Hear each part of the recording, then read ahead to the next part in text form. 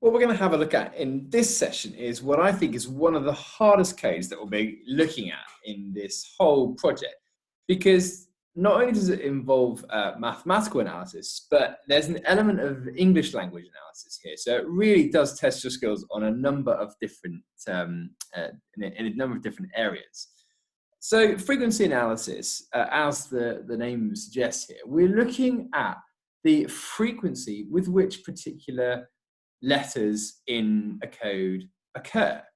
So earlier on, we looked at the Caesar shift, where you took every single letter in the alphabet and shifted it 2 places to the right, say. So for instance, A would become C, B would become D. It's nice and methodical. There's a clear logical structure.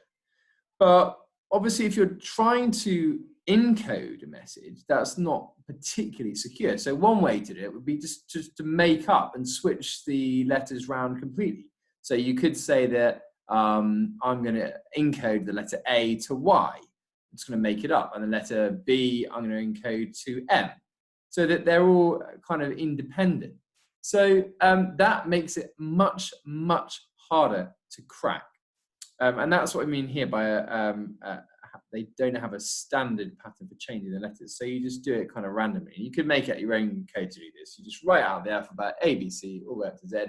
And then underneath it, write out the alphabet in a random order. And you can generate your own code, which is much more secure. But how on earth do we go about cracking that? Well, that's where frequency analysis comes in. And there's lots of websites you can use to do this. But the principle is essentially this. Some letters in the English alphabet and English language are a lot more common than the others. So if you were to take the Oxford English Dictionary and count, obviously this would take you quite a long time, count the number of times the letter A occurred, the number of times the letter B occurred, etc., etc.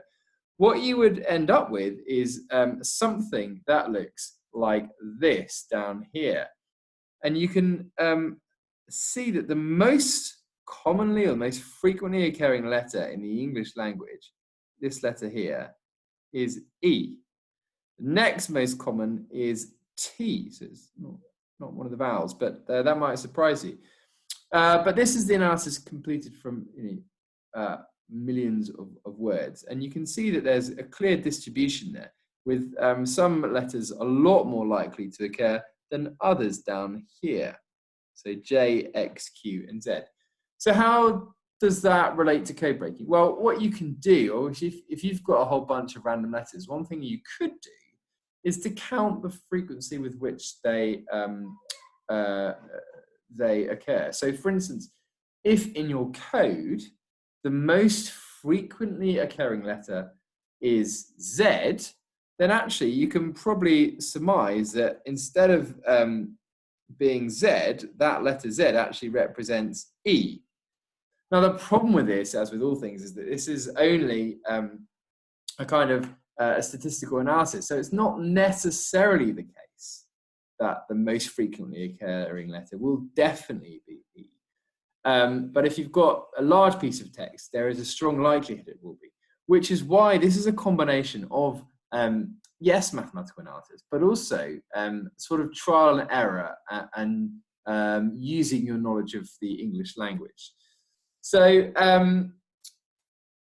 yeah, that's kind of what we said there. So just to give you an example of that, I'm just going to show you the analysis from an article that I've taken from the BBC website. So this is one about how the vaccine is having its first human trial. So I've taken this through and put it through a frequency analyzer just to see whether the information that we've seen should happen does happen.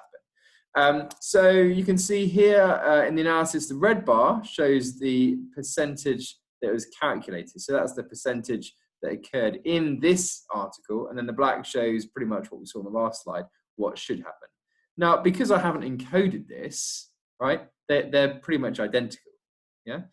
But in reality, what you're going to do is you're going to have a whole series of letters which don't make sense because they're encrypted.